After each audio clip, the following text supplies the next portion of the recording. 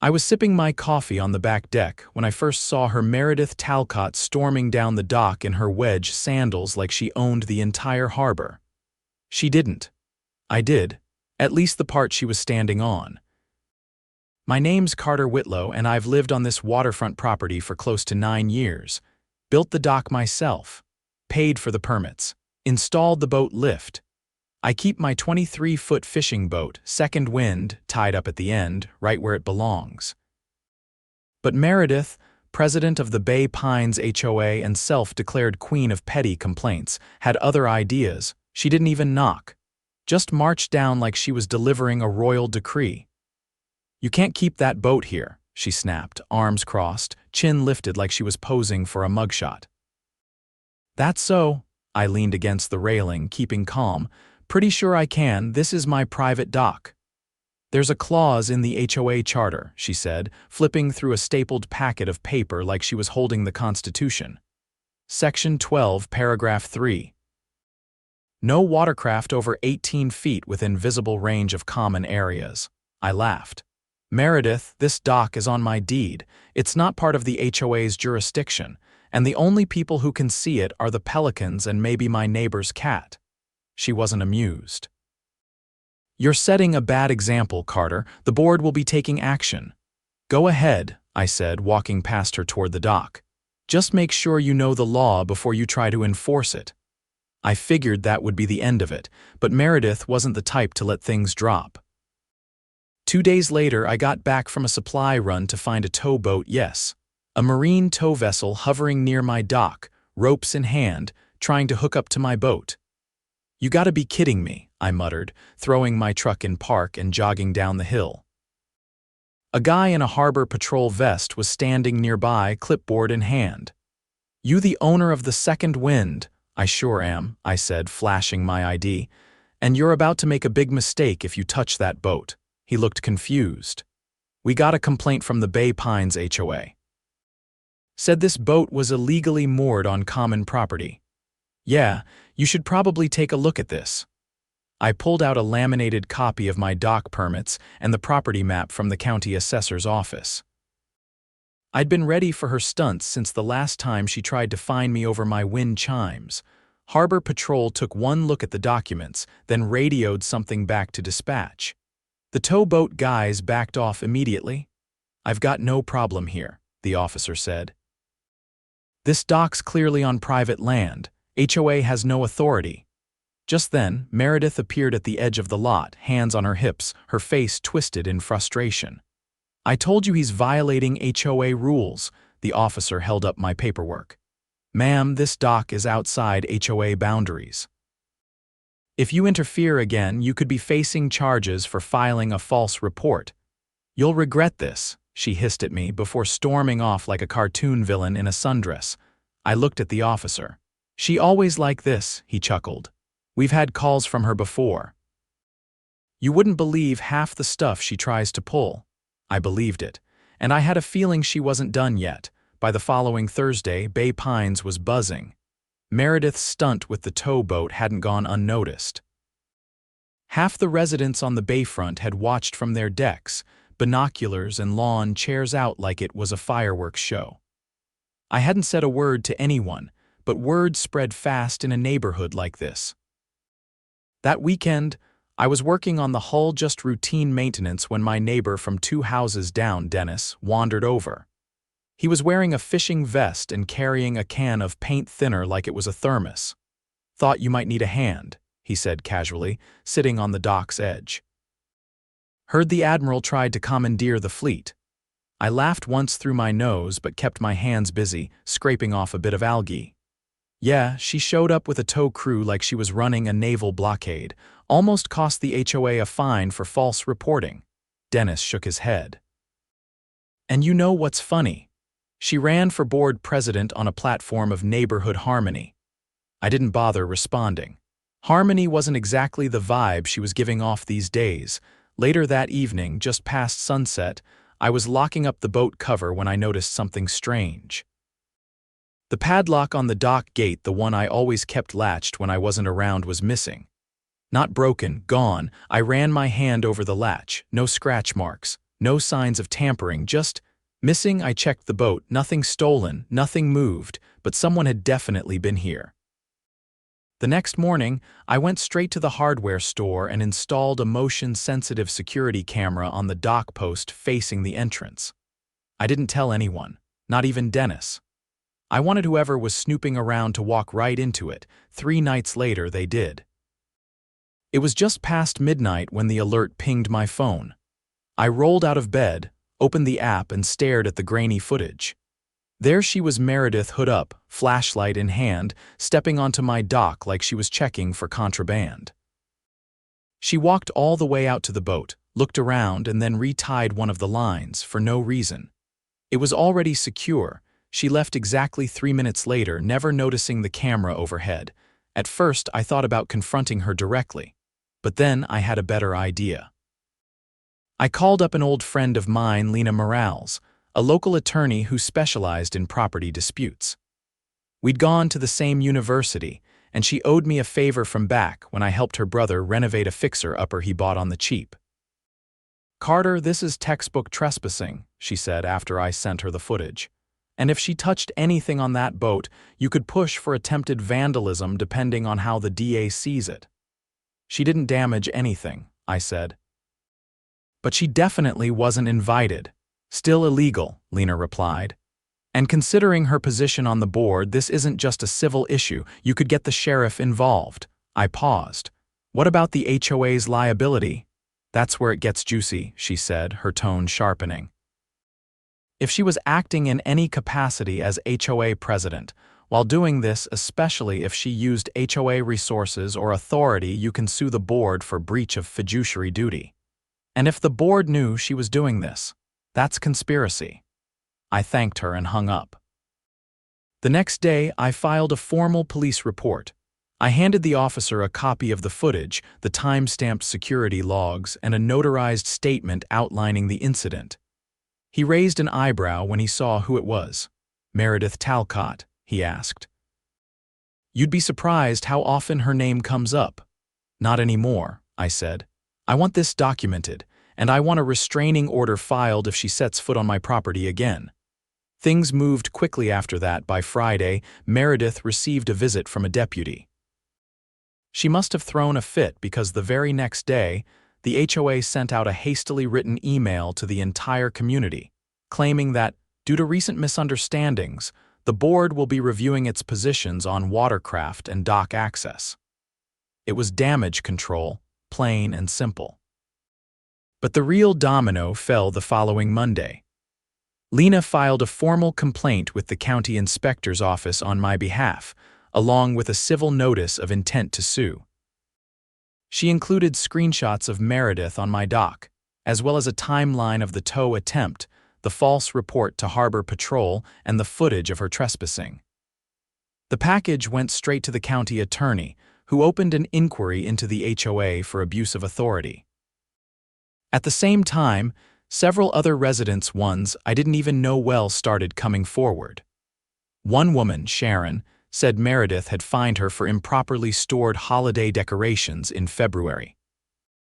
Another couple, the Leas, said their application to repaint their porch had been denied 3 times without explanation, even though the color they chose was on the approved list. It was like Meredith's chokehold on the neighborhood was finally being exposed. A week later, the board held an emergency meeting. They tried to do it quietly, but I heard about it from Dennis, whose wife baked muffins for the treasurer's daughter. I showed up with Lena and a stack of printed documents. The room went silent when we walked in. Meredith was already seated at the head of the table, looking like she'd swallowed a lemon. The rest of the board looked nervous. I could tell most of them didn't want to be there. Lena leaned over the microphone. "My client has brought forth credible evidence of criminal trespass, abuse of authority, and malicious intent by the acting board president. We're prepared to file suit against both the HOA and Miss Talcott individually." Meredith scoffed. "This is outrageous. He's weaponizing the legal system over a boat." Lena didn't blink. "No, he's defending his property rights against an out-of-control HOA that thinks it can rewrite the law." Then she handed out copies of the footage, the police report, and the county's response letter confirming the HOA had no jurisdiction over privately deeded docks. The treasurer cleared his throat. We weren't aware she'd gone onto your property. I glanced at Meredith. I think you were aware of a lot more than you're admitting. Lena turned to the board. You have two choices. Remove her from the presidency and issue a public apology, or we proceed. If we file, we will subpoena HOA communications, spending records, and any correspondence related to Mr. Whitlow's property. The silence that followed was thick and uncomfortable. Then the secretary, a quiet older man named George, spoke up. I vote to remove Miss Talcott from the board effective immediately. One by one, the others followed. Even the vice president, who had aligned with Meredith during the last vote, bowed his head and said, Agreed. Meredith stood up so fast her chair clattered to the floor. You're making a huge mistake, she snapped, eyes burning holes into everyone in the room. I built this community. No, I said calmly. You tried to control it. There's a difference. She stormed out without another word. Lena turned to me as the board began to quietly discuss how to draft the apology. That went better than expected, she said. Yeah, I replied. But I've got a feeling she's not done stirring the water. She wasn't. But that's a story for another day. 3 days after Meredith was ousted, a certified envelope showed up in my mailbox with no return address. Inside was a single sheet of paper unsigned, printed in all caps and filled with typos. It accused me of disrespecting the spirit of the neighborhood and warned that some people don't forgive so easy. The punctuation was a disaster, and the tone read like someone trying to sound threatening but too cowardly to use their real name. I handed it over to the sheriff's department the same afternoon. Deputy Laramie, the same officer who had handled the initial trespassing report, took one look at it and sighed. Looks like someone's getting desperate, he muttered. We'll keep it on file. Let me know if anything else shows up. I figured that would be the last gasp of a sore loser, but then something worse happened. On a Thursday morning just before sunrise, I got a call from the county assessor's office. Mr. Whitlow, the woman said. We received an amendment request regarding your property lines. It was flagged because it contradicts existing records. I sat up straighter. What kind of amendment? The document submitted claims your dock sits partially on HOA-controlled land. It's been filed under a property reassessment petition signed by a board representative. My grip tightened on the phone. That's fraud. Who signed it? There was a pause. A Miss Meredith Talcott. I drove straight to the county office and reviewed the document myself. The signature was hers, sloppy but unmistakable. The attached diagram was a crude sketch showing my dock extending over a phantom sliver of land labeled Bay Pines Public Easement. There was no such easement. I'd had the land surveyed by a licensed firm when I first built the dock, and the legal records were airtight. I asked the clerk to make copies, then marched them straight to Lena. This crosses the line, she said as she flipped through the paperwork. She submitted a forged boundary claim to a government office. That's a felony. What do we do next? I asked. We don't do anything, she replied. We let the district attorney handle it. By the end of the day, Lena had submitted a package to the county DA's office containing sworn affidavits from the original surveyor, certified property maps, and a notarized expert statement confirming the forgery. The DA didn't waste time. They opened a criminal investigation into Meredith for filing fraudulent documents with the intent to alter property records. That wasn't the only thing that came to light. When investigators subpoenaed HOA communications related to the forged filing, they uncovered a trove of internal emails between Meredith and 2 former board members. The messages revealed a coordinated effort to redefine property boundaries of several waterfront homes mine, included under the pretense of clarifying dock access regulations. Basically, they were trying to quietly redraw the lines so the HOA could seize control of private docks and impose rental fees on the owners. The scheme had been in motion for months, and mine was just the first test. When the DA's office announced the investigation, the fallout hit like a landslide. The current board, trying to distance itself from the scandal, issued a public statement condemning Meredith's actions and confirming that none of the current members had voted on any boundary amendments. Whether that was true or not, they were now scrambling to save face. The county placed a temporary injunction on all HOA enforcement actions until the investigation concluded. That meant no fines, no citations, no enforcement of any kind. The entire HOA was frozen, but Meredith wasn't done. One evening, just before dusk, I was out on the deck rinsing off bait buckets when I noticed a black SUV creeping past the house for the third time. I watched it roll by slowly, headlights off, and disappear down the hill toward the Marina Road. A few hours later, I reviewed the footage from the dock camera. The SUV had pulled up just past midnight, and someone had walked down to the dock and yanked the camera clean off the post. This time, I called the sheriff's department immediately. Deputy Laramie showed up again, this time with another officer and a digital evidence technician. They dusted the post for prints and reviewed the remaining footage from my secondary camera, the one mounted under the eave of the house. It had a wide angle and caught the SUV's license plate as it backed up. It was registered to Meredith's cousin, a man with 3 prior arrests for misdemeanor trespass and petty vandalism. He lived in the next county but had visited Bay Pines several times in recent months, according to property logs. That was enough for a judge to issue a search warrant. When deputies searched the cousin's home, they found my missing camera in a box in the garage along with a folder labeled HOA Plan B. Inside were printed maps, notes on several waterfront properties, and what looked like drafted notices threatening to revoke dock access unless compliance fees were paid. It was a whole blueprint for coercion. The cousin was arrested on the spot. That's when the story went public. A local news station picked up the investigation, and the headline ran across the evening broadcast: HOA president under criminal investigation for dock seizure scheme.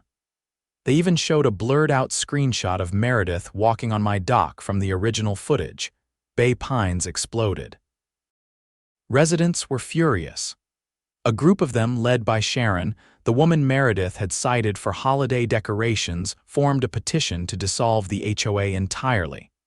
They gathered signatures for a recall election, and within 72 hours, over 2/3 of the neighborhood had signed on. The recall passed in a landslide, but it didn't stop there. The DA's office formally charged Meredith with 2 counts, falsifying government documents and conspiracy to defraud property owners. The cousin was charged with criminal trespass and destruction of private property. The former board members who had exchanged emails with Meredith were subpoenaed as witnesses, and one of them flipped, handing over even more internal documents that showed just how far the plan was meant to go. Apparently, the ultimate goal had been to turn Bay Pines into a semi-private marina community, where dock usage could be leased to outsiders for a fee. Meredith had even drafted a proposal to partner with a local real estate firm offering priority dock access to buyers willing to pay a premium. It was about profit, not policy. With the HOA dissolved, the neighborhood voted to establish a voluntary civic association instead.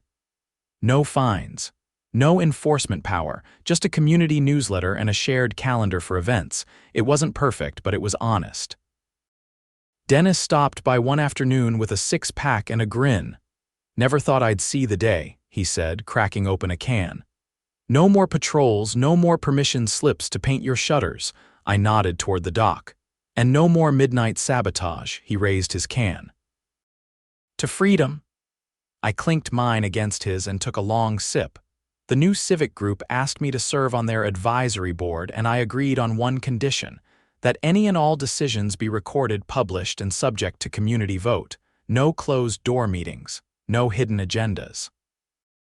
If people didn't like something, they could say so. Loudly, the dock is still standing, the second wind still bobbing gently at its post. And the camera. I replaced it with 2-1 on the dock, one under the eave again, just in case someone else gets any bright ideas, but for now the water's calm. By the time the dust settled, Meredith had vanished from Bay Pines entirely. Her house went dark. No cars.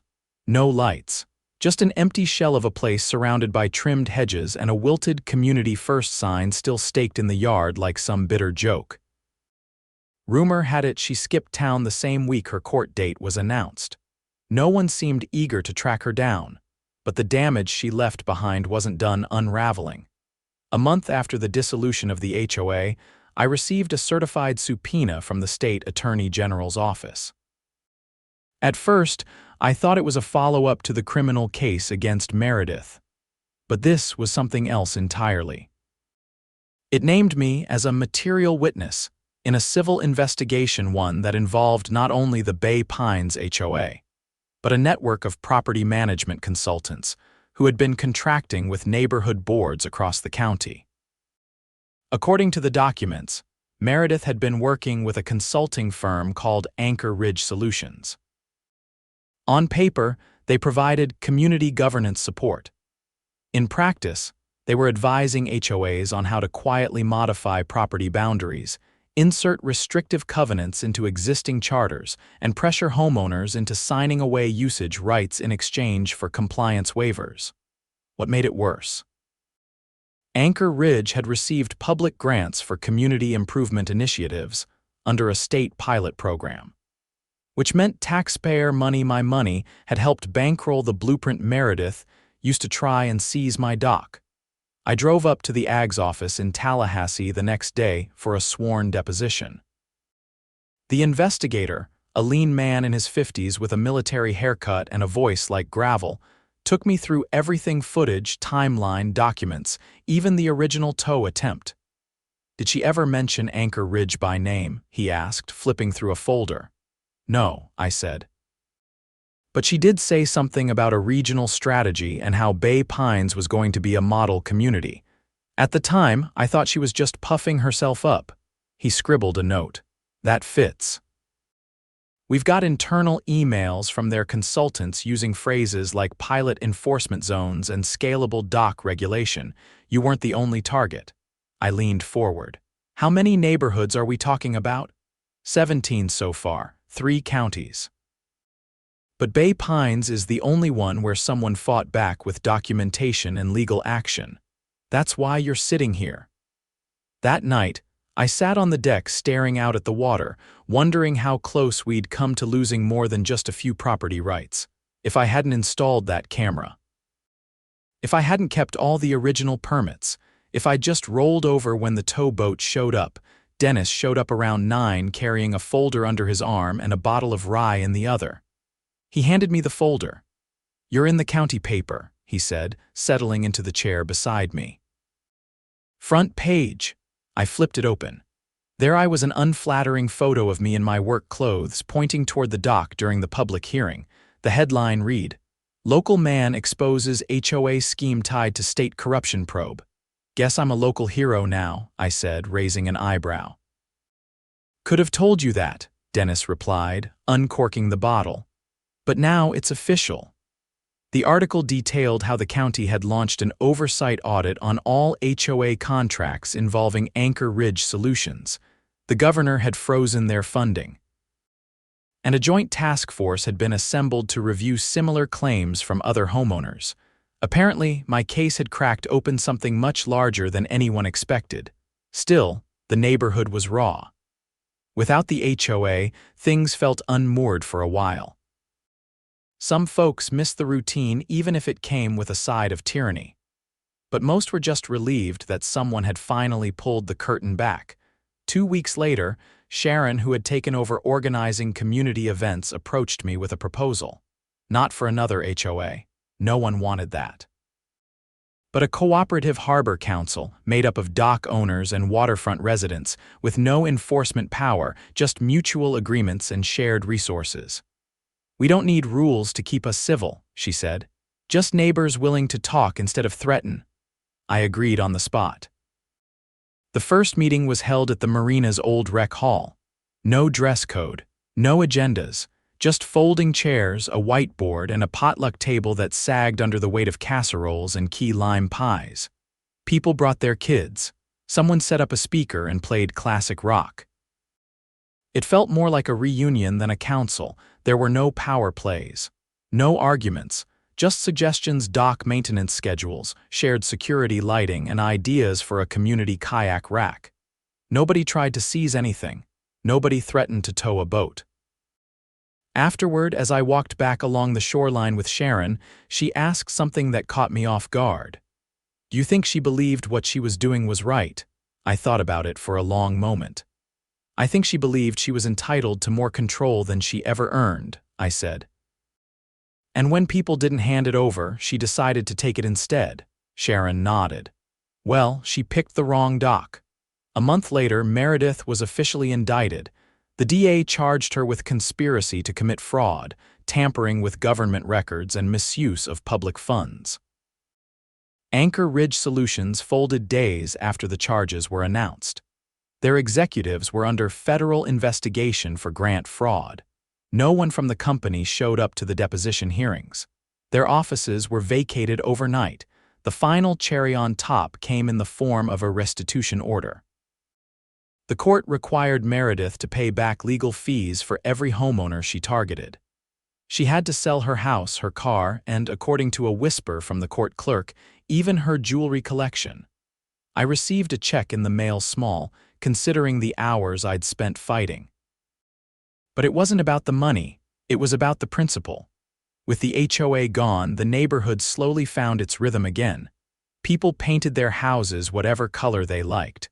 Holiday decorations stayed up as long as folks wanted. Lawn flamingos returned in force. The place felt alive. One evening, I was out on the boat with Dennis and Sharon, rods cast and beers in hand. The sun dipped low over the water, bathing everything in orange and gold.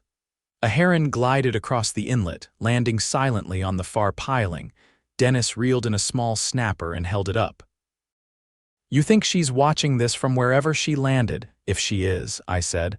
"I hope she's taking notes." We laughed, not out of spite but relief, the kind that comes when you know the worst of it is behind you. I looked out over the water, the boat gently rocking beneath us, and felt something I hadn't in a long time: peace. Earned, not given. The second wind drifted quietly, the dock behind us standing strong. Not just wood and nails anymore. A symbol. A line that someone tried to cross